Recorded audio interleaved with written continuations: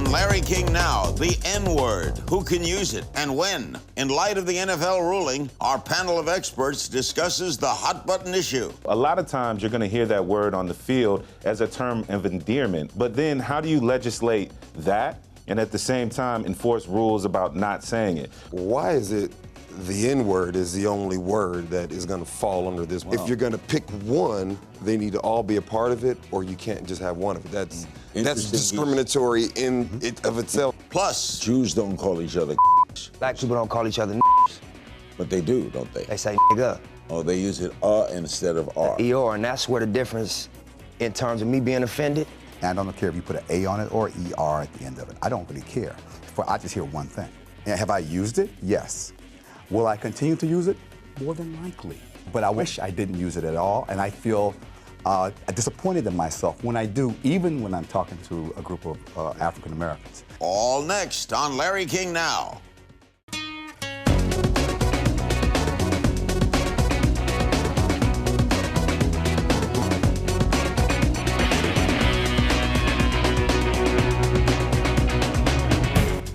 Welcome to Larry King Now. In early 2014, the NFL proposed a ban on the use of the N-word in competition, a move that has sparked great debate amongst the league's players, officials, and fans. And today, we're discussing the NFL's ruling, the place that the N-word has in our society, and its effect on race relations in America. Joining us, an outstanding panel today, Ryan Ford, Executive Vice President, Chief Creative Officer for the lifestyle marketing firm Cashmere Agency, and a former executive editor of The Source.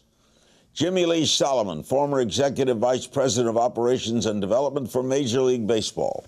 The renowned West Coast rapper Nipsey Hussle, and the retired NFL lineman Chester Pitts. Gentlemen, thanks for being with us. Thanks for having me. This is a topic that's difficult for a lot of people to talk about. A recent MTV poll of American millennials, 79% said that we should talk more openly about race bias, but only 20% were comfortable to talk about it. Why is it, this is the one, no pun intended, black mark in American history. Why are we uncomfortable talking about it? I think like you said, it's a black mark in American history. So much of our infrastructure as a country, whether it's our society, whether it's our economy, has been built around this racial inequality from the days of slavery to the prison industrial system. So when you talk about race in America, when you use the N-word, those are very packed in conversations. There's a lot to that. And oftentimes we just gloss over it because it is so uncomfortable. Whether it's magazine articles about it, whether it's CNN or TV specials about it, it's oftentimes a very cursory overview of the depth of that problem. When you look at it logically, though, Jimmy, prejudice is so stupid. It means to prejudge. Why would you prejudge anything? It always boggled my mind how this infests us. It's amazing. I think that a lot of people desire to feel better about themselves by looking down upon others. And that's from the beginning of time and probably will go on for a long period of time, probably forever. Therefore, they find labels, they find cliques, they find all kinds of ways to make themselves feel better by stepping on someone else or denigrating someone else. Does it aggravate you, Nipsey? Well, yeah, most definitely. Prejudice, I agree with you. I think, you got to be evolved a little more than that to judge anything before you have an understanding of it. So I think that's just the type of human you are. I don't think that has to do with America or nothing like that. I just think that's the type of human you are. And so. What do you think, Chester? I think we've gotten to the point where it's the chicken or the egg, Do we have the conversation about it? Do we talk about it? Well, if we continue to talk about it, will it ever die? And that's kind of the perpetuating cycle that continues to happen. But I think you got to get to the point where you let it all go. And when I say you let it all go, I don't care whether you're tall, short, black, white, orange, pink. I don't either. It doesn't matter. People still do. Let all that go. Treat people the way you want to be treated.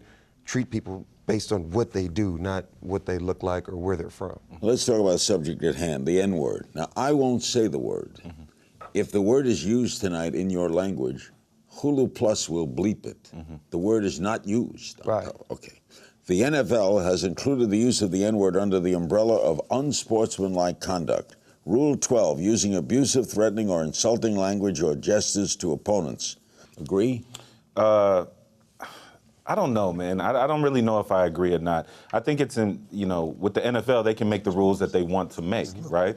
And recently, the N-word has become a flashpoint of controversy in the NFL because of the Richie Incognito situation with the Miami Dolphins, because of the Cooper situation with the Eagles. So, a lot of times you're going to hear that word on the field as a term of endearment or talking to the other people, the other teammates, right?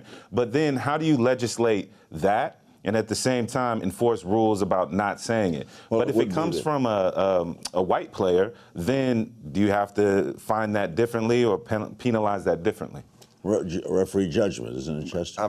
It's a lot on the referee. First of all, why is it the N-word is the only word that is going to fall under this How about any racial slur, epithet, wherever you want it, the fancy word you want to use for that type of language? Or religious word, like a Jewish word. If you're going to pick one, they need to all be a part of it, or you can't just have one of it. That's discriminatory in it of itself, so I think it's kind of silly. Jimmie, because Richard Sherman, the Seattle Seahawks cornerback, very outspoken guy, said it's an atrocious idea. He said it's racist to me. It's weird that they're targeting one specific word. Why couldn't all curse words be banned? Does he have a point? He does have a point. But the NFL, I think you can't criticize them for taking the first step. It is positive to start this somewhere. It's got to be started somewhere. I agree with Chester. It's going to be very hard to enforce a rule like that. I agree that, and Ryan also said that it would be hard to enforce. They can't even get offensive holding right or pass interference right. I mean, it's going to be very difficult. You don't get replays right. Well, that's true. An offensive lineman, defensive holding. They can't get that one right either. But of course, his biases are showing. Think when it's obvious. I mean, I know it when I hear it. Okay. Right? I know it when I hear it too, but what about when the Washington Redskins are playing? And all of a sudden, the racial slur comes out at that point. Isn't it kind of beg the question, why would we be playing as the Redskins? You use it in your lyrics, don't you? Absolutely. Why is it okay there? I think black people in America, it's a unique culture. It's not, it's a unique situation. That word is a part of the black culture in America. Like, you got black people in Africa. My dad is from a country in Africa called Eritrea, and that word is not as prevalent in the culture of that country. That's a word that kind of exists in black culture in America, especially like the hip-hop culture, especially the culture a lot of these NFL players identify with. Jews don't call each other right. Italians don't call each other and black people don't call each other But they do, don't they? They say nigga. Oh, they use it instead of R. ER, and that's where the difference, in terms of me being offended, I've never seen one of my homeboys or somebody I'm cool with and be like, what's up, my nigger? How do you react when you hear it in a rap song? See, that's the thing. Growing up as a kid, like that was what I knew. That was what I heard. When I was young, by white people or black people? Really kind of everybody. More so my own, but I kind of heard from everybody because we were all kind of in the hood, and that's, in the hood, it was cool and it was okay. Accepted. No difference. I'll give you kind of it's an example, but think about it like this. When we're on the football field and we're playing a game and something good happens, all day long, it's cool to smack somebody on the butt. Right. Because in that setting, with that group of men, it's completely acceptable. It's all the way cool. Well, right now, if we stood up and after we wrap this amazing show and I smack somebody on the butt, it's not gonna be cool. It's out of context. It's gonna be actually uncool. It's gonna be very uncool. So I can never sit here and say that that I love the word and I condone the word. More with our panelists after the break. Plus, what's missing from the N-word conversation about race in America? That's next. What do you make of the NFL trying to ban the N-word? Well, I mean, they'll probably ban me 500 yards.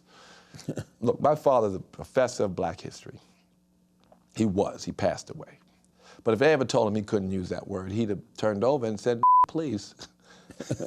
But how about when whites use it? Well, I think if you don't have a slave directly in your background, you probably shouldn't use it.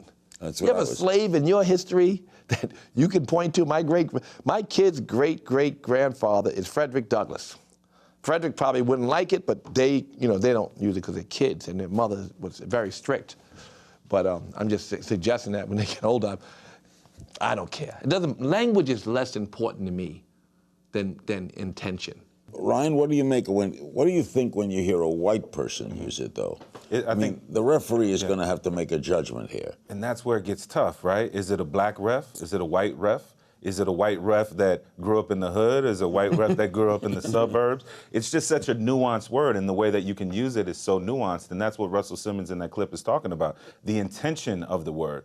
See, the word is appropriation. In the black community, we've appropriated that word in order to talk to our homies, talk to our friends, oftentimes, like Russell said, talk to our own family members, right? And if you look at other words, and you mentioned a few other derogatory terms for Jews, and Jews don't necessarily call each other that, but there has been other terms that have been appropriated. Redneck, right? Jeff Foxworthy has become a multi-millionaire based off of, you know, you're a redneck when, which used to be a very derogatory term. Or even the term Yankee, if you go back in time enough, that was a derogatory term by, you know, British people talking about American people, and then later Southern Americans talking about Northern Americans. And now our best baseball team is the Yankees, our favorite baseball team, right?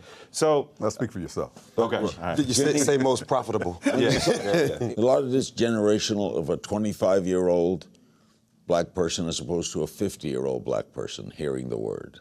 You know, it's different experiences. My mom was alive when segregation existed, and I was like, what? Wait a minute. That really wasn't that long ago. So when you think it, you know, when you really think about those terms, you know, what my mom saw and growing up and what she experienced and what she heard versus what the 25-year-old experiences and hears today, it's so different that it's very difficult to explain or understand where it comes from. I was at Jackie Robinson's first game. Right. I interviewed him twice. Wow. Right. That was all in my lifetime. No question. In his lifetime. Yeah.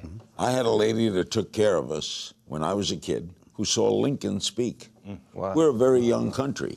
We're extremely young, but let me just say this, Larry. I didn't go to school with a white kid until I was in the 5th grade. I saw colored water fountains, white water fountains, colored bathrooms, white bathrooms. I saw the school bus drive up, pick up the white kids, drive away, the raggedy school bus come up and pick up the black kids. So I do know this, and I'm in my 50s. I'm the old man sitting up here, okay? So I've experience. My 15-year-old playing high school now, before that he played travel ball. And I went to practice, he just joined the team, and they were all black.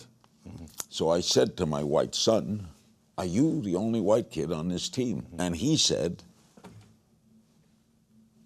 I guess so. Yeah. Right. He didn't see it. Right. He don't see color. Have we come a long way, maybe? Yeah, I think we've come a long way, but I would like for the police department to have the same perspective as your son. I'd like for the judge to have the same perspective of your son. I'd like for the bank loan officer to have the same perspective of your son, right? So we have come a long way, and millennials, like you mentioned earlier, they understand it's still an issue. They deal with the issue differently based on their own life experiences, and we hope that evolution will continue to happen in a positive way. We've seen leaps and bounds since Jackie Robinson, but we have to make sure that if places like the NFL are looking to enforce certain rulings around that issue, that the depth of the issue is taken into consideration. Do you see hear a lot of it in the NFL? Oh, absolutely. You know, I would say it's used the most prevalent in the locker room, and that's in a friendly manner, or absolutely in a friendly manner. Have you ever been criticized for using the word, Nipsey? Nah, not at all. I think it goes what you said about, you know, the generation we grew up in. It wasn't as offensive. I wasn't privy to, you know, segregation other than in documentaries and then, you know, talking to my grandparents. I think more than anything, like what, you know, the guys are saying, it's institutional now. It's not really overt. You learn about it when you go to jail or when you go in the courtroom or when you make it to the county jail and you see, you know, the amount of blacks and the amount of Hispanics as opposed to the amount of whites. You see racism there. Has hip-hop changed the way we think about the N-word? We'll talk about that after the break. Stay with us. The N-word, do you use it in your lyrics? Yes, I do. What do you think of the NFL's proposal to ban it? I think it definitely should be banned. So explain the dichotomy. You use it, but you don't want them to use it on the football field. For sure, because I feel like I use it, and anyone who gets my music, you know, it's a conscious decision to pick up my music, buy it, so on and so forth. I feel like, you know, the N-word, I don't necessarily want to hear the N-word on the instant replay cam. Well, I think it gives the word too much power. You know, I always felt that when you give words power, it becomes like our generation, we use it loosely in a basic, normal conversation. So it Black has on black. Black on black. You don't and use it black on Hispanics white, as well. do you? Hispanics also use it, and I got a couple white friends who also use it. Coming up in Jersey, even the Italians used it, but we never looked at it as a word of insult. Unfortunately, we just never did. Really? I think words, when you give it power, that's what it holds. That was Pusha T and Akon. Nipsey, Jay-Z said on Oprah in 2009, for our generation, what we did is we took the word and took the power out of the word. We turned a word that was very ugly and hurtful and turned it into a term of endearment. Right. So you think that we're changing now? Are we improving? I do think we are improving. Again, I think there's a big difference between the word nigger, which the intention is to be a racial slur. When you say you or get those out of here, that's very offensive, and nobody on this panel is gonna take the stance of saying that's okay. But when, like, we grew up in an area where this my nigga, this my homeboy, and it was before us, not you personally. I'm just saying, it was before. No offense. Yeah, okay. But it was before. You know, we were walking outside. That was the language. When we came outside and experienced our area, just like, you know, you learn words from hearing them. You learn what they mean. We weren't offended by it because the intention, like Russell said, was not offensive. It was more like what you just quoted Jay saying. It was a term of endearment. You know, but in terms of my music, I feel like, as you know, again, I'm 27, I'm 28, and my experience in this country is different than your experience in this country. But if you feel rejected or you feel not welcome, as most black people experience in this country, they were rejected, they weren't welcome, they weren't, you know, didn't receive open arms into like mainstream America, that we created a subculture and we created our own experience and our own language and our own, you know, take on these things. And it was like, you know, I'm not gonna be offended by that. What Jay said, I take the word and, you know, spin it in our own direction. Ryan, you're a journalist. What about how the mainstream media handles this whole issue? I don't think the mainstream media really delves into it. They get into it when it's a Cooper situation like with the Eagles, or they talk about it when it's an incognito situation like with the Dolphins. In mainstream media, you rarely see panels like this dealing with it, right, from different perspectives. And I think all perspectives are interesting. It's not just the African-American perspective, but your perspective, Hispanics' perspective. I mean, if you're in New York, Dominicans, Puerto Ricans, they call each other all the time, right? Yeah, of course. And the rappers, their rappers from those communities do as well. Fat Joe, exactly. Yeah, we work closely with the artist at Cashmere Agency, YG, had a hit record called My Nigga, right? And you go to, Nipsey just performed, smash hit. Nipsey just performed with them at an arena show in Anaheim 2 nights ago. And you see the entire crowd, a multicultural millennial crowd, all singing along and celebrating When you hear that, are you offended when you hear that or not? I'm offended when I hear the mixed company, yes. You do. See? Then I said, in mixed company, you're offended. Yes, I am. So do you think that when we concentrate on the word, the overall issue of racism, we don't concentrate on it enough? Well, you can be distracted by many shiny objects, of course. But I just, you know, personally, I'm older than the rest of the gentlemen on the panel. Therefore, I have a different viewpoint of the word. And I don't care if you put an A on it or ER at the end of it. I don't really care. I just hear one thing, okay? It offends you. Well, it offends me if I'm in mixed company, which is the hypocrisy of me, okay? I will, have I used it? Yes. Will I continue to use it? More than likely. But I won't use it in mixed company. And I wish I didn't use it at all, and I feel disappointed in myself when I do, even when I'm talking to a group of African Americans. I would rather not use it. I wish I was there. I'm not. I've been conditioned, and it comes out many times when I don't want it to. But I would like to think that my heart's in the right place, much like the NFL. What's going to happen when the first player in the NFL, let's say first game of the year, Kansas City is playing, and one player, a flag is thrown, and it's on a white player who used the word. What will happen to that player? Problems. How will it be played? It's going to be rough. But I will say this. I do believe that if it becomes rule, if it's final, it's done, it's in the books. If they throw that flag, when I say there will be no shadow of a doubt, they're going to make sure there's audio. They're going to make sure that there's proof. They're going to make sure that there was 10 guys that want to go after him to beat him up because it was used as a negative tone, negative light, just everything bad about the word. Throw it if a black person says it to a black person. Well, I don't know, because I've actually heard, you know, a black person say it to a black in anger, very negative light, very negative tone. We're talking about intention again. Have to throw it if it's black on black. I think it comes down to intention again. That's what we talk about. That's where it gets interesting, right? I think if they make the rule, they got to stick to the rule. I don't think they should pick and choose. But is it racist if a black says it to a black in anger? Well, it's more. Go ahead. I mean, I don't know if it's racist. I think it's self. You know, uncouth. But is it racist? I don't think so. If you say it, racist. Yeah, I was like, can you be racist to your own? If a black says it to a black in anger? But even if it's in anger, but can you say, I mean, if it's the qualities that you're be a racist to your own? Absolutely. I would argue you can. I would argue you can. Because we have the problem with the light skin, dark skin thing. Right. You know, that whole thing, the gradations of race. I mean, there's all kinds of things. You know, we as a black people have always had color issues. Right. You know, the light skins, the dark skins. Spike Lee's movies would really tell you all that. Right. Right. And it's not just light skin, dark skin. I've had run-ins with police that were African American that I knew for a fact they were being racist towards me because I was African American. Is it only the N-word? Supposing now we have an openly gay player in the NFL, which we probably might have this year. Very well might have. Supposing we have a gay slur.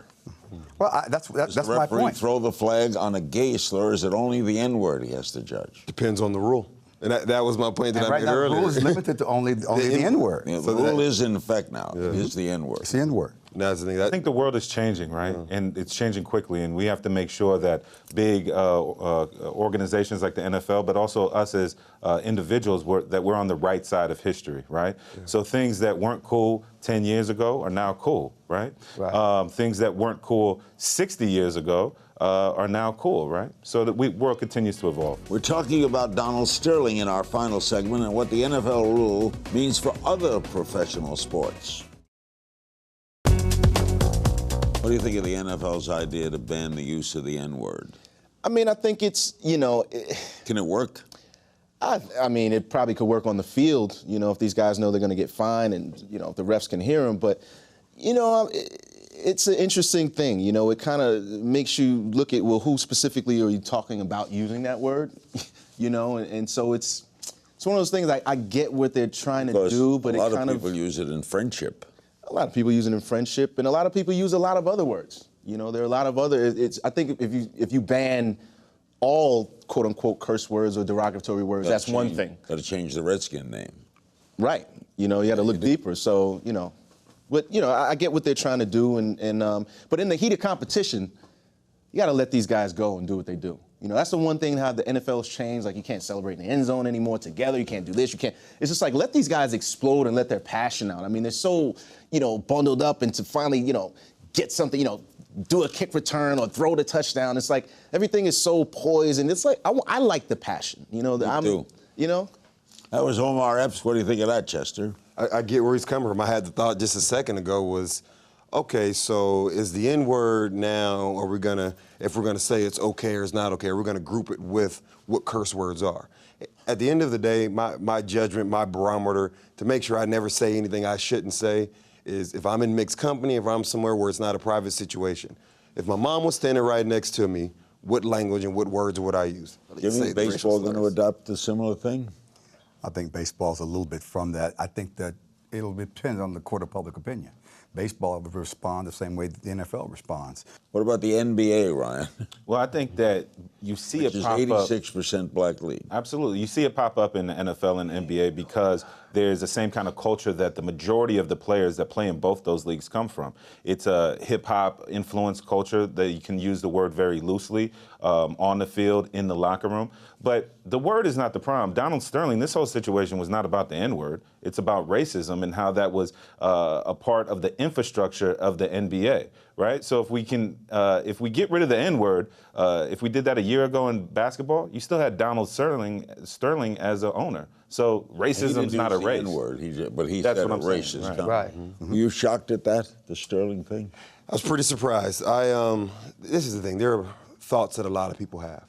I think that he has thought the way he's thought for a very, very long time, but I think he's just gotten to a point where in his age, I think he has diminished capacity, and he no longer can control what he says as well as he was once able to. He thought he was having a private conversation. Right. Wait a minute, that's a little different. If you go back to every conversation you've had on the telephone, and I whip out a transcript of a bunch of them right about now and start reading, you'd be nervous you could be. There would be some things that I would not be happy that my mother would hear that came out of my mouth. Absolutely. There you go. Right. But I don't think I ever in private conversation said a like racist that, thing. exactly. I'm smart ass or cursed, absolutely. But those kind of words, I mean, I don't feel that way about any group of people under the sun. So To all of you, do you think we're getting better? Yeah, I think we're getting better. I think that you'll continue to see the world evolve. And the point I was making earlier about the arena show that Nipsey and this other artist YG performed at is everybody in the crowd is using the word. There's Latinos, there's white people, there's blacks, there's the rainbow out That there. offends tell 'em. Jimmie. Right. Yeah, that offends Jimmie, No. but it's a new era. But he's Jimmie absolutely not correct. joking. I understand. I'm the dinosaur in this group. I realize that. Everything has to evolve. And I have to accept the fact that it's going to evolve. And if I'm uncomfortable about something, I've got to accept that. Because the world is moving on. And I've got to understand that if I can't get my sensibilities in tune with that, then I'm going to be uncomfortable. And that's going to be my plight. But it has to move on. And I'm happy to see that we can get together and all that. But I wish that word was not part of it. Nipsey, we getting better? I think we are. I think, 2014, privacy is a thing of the past. So I feel like you have to represent who you really are at all times, because if not, you get your true opinions end up on your mistress's phone, which ends up on CNN, and now the world gets to see how you really think. So I think that based on everything being so transparent, people gonna have to, pick a stance that they are proud of and be around the board with it. You can't be a closet racist. You can't be a closet anything, because it's gonna end up out and you're gonna have to come to grips with the public knowing that. You think we'll see a day, Chester, where it's just used in everyday conversation and it don't mean anything?